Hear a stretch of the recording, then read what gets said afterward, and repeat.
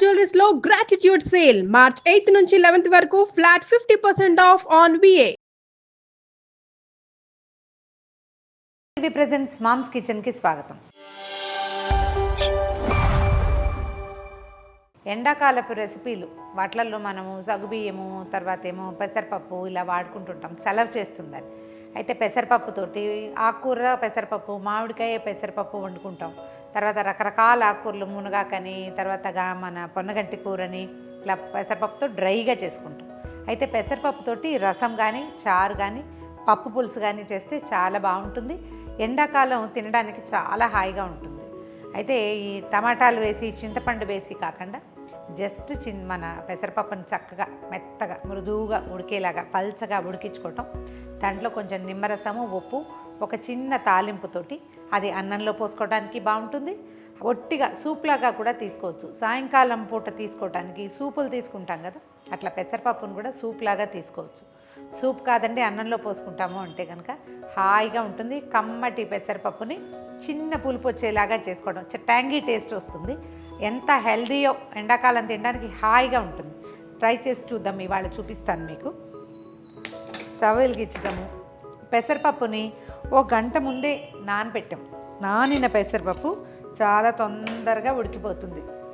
మరికాసిన నీళ్ళు పోసి స్టవ్ మీద పెట్టేద్దాం. కుక్కర్లో పెట్టక్కర్లేదు. కందిపప్పులాగా గట్టి పప్పు కాదు, పెసరపప్పు మృదువుగా ఉడికిపోతుంది. దీంతో ఆకుకూర చేసుకోవచ్చు, మామిడికాయ పెసరపప్పు చేసుకోవచ్చు. ఒకవేళ మీరు ఎవరైనా అలాంటివి చూపించండి అంటే నెక్స్ట్ టైం అది కూడా చూపిస్తాను. ఇది నా ఫేవరెట్ రెసిపీ అనమాట. అంటే దాల్ ఫ్రై లాగా చేసుకోవచ్చు. దీంట్లోనే ఉల్లిపాయలు అవి ఇవి వేసి. ఇప్పుడు ఏం వేయం మనం, జస్ట్ చిన్న తాలింపు వేస్తాం. తాలింపులోనే మంచి వాసన వచ్చే ఇంగ్రీడియంట్స్ వేసుకుంటాం అన్నమాట. ఒక 5-10 నిమిషాలు, కనీసం ఒక 10-12 నిమిషాలు ఉడికిస్తే ఇది పల్చగా మెత్తగా మనకు కావాల్సిన కన్సిస్టెన్సీలో నెయ్యి కాంబినేషన్ చాలా బాగుంటుందండి. పెసరపప్పుతో మనం తోటకూర వేసుకున్నా, మామిడికాయ వేసుకున్నా కూడా నేతితోటి కనుక తిరగమాత పెడుతుందండి. అట్లా చేయకూడదు. అల్లం ముక్కలు వేరు, వెల్లుల్లి ముక్కలు వేరు. అవి వేగిన ఆ ఫ్రాగ్రెన్స్ చాలా బాగుంటుంది. అరోమా అద్భుతంగా ఉంటుందన్నమాట. మిరియాలు చిటిపట్లాడుతున్నాయి. కొంచెం జీలకర్ర వేసేద్దాము. మనం వేయించిన జీలకర్ర పొడి ఉంటే అది వేసుకోవచ్చు, బాగుంటుంది. ఇది నేను పలచగా చేస్తున్నాను ఎందుకంటే ఇది అన్నంలోకి తీసుకునే ఉద్దేశంతో. కిచిడీలో కూడా చాలా బాగుంటుందండి. ఇది కిచిడీలో పెసరపప్పు కొంచెమే వేసుకుని ఇది కనుక సైడ్ డిష్ లాగా చేసుకుంటే ఎంతో రుచిగా ఉంటుంది.